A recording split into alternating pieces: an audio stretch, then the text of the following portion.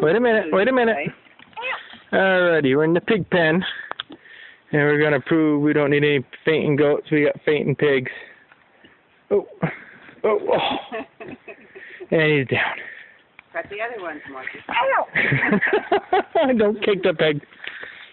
We have a couple biters. For a couple nuts. Does Spot go down too? Let's see. We got one here, Daddy. He's gonna go down. Biggie's going down. No. Oh my goodness, right up. I'll put her down. No. Not hog tie. Oh, he's over there rubbing it. This is Spot. Eating some corn husks. Yeah, this is Spot. This is the female. This is one of the Spot, and then there's Bullseye Spot, the boy. Yeah, we call him Cooker. He's the little one. Look at him. We're keeping this one right here in front of Morgan.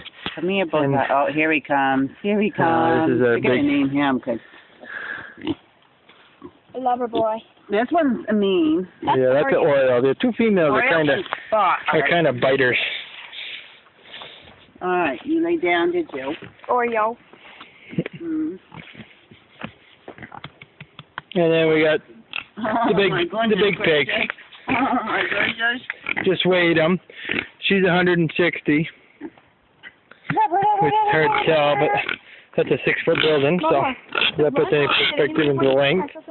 And then we got the big boy up here, who is now 206 pounds. He's big. Hi, boy. Hi, big guy. Hi. Hi. We like to rub in. Oh, look at the flakes come off. Uh-huh. And we're keeping her, too. She's going to be our breeding cell. He, unfortunately, is dying, too. He's on borrowed time right now. He's got about 3 weeks left, I think, at the way he's growing. And he'll be the first to meet the freezer. Morgan's trying to get shocked. So, the pig's pen, you can see they've been working the area pretty good here. What? What? 11th, and then the big pen.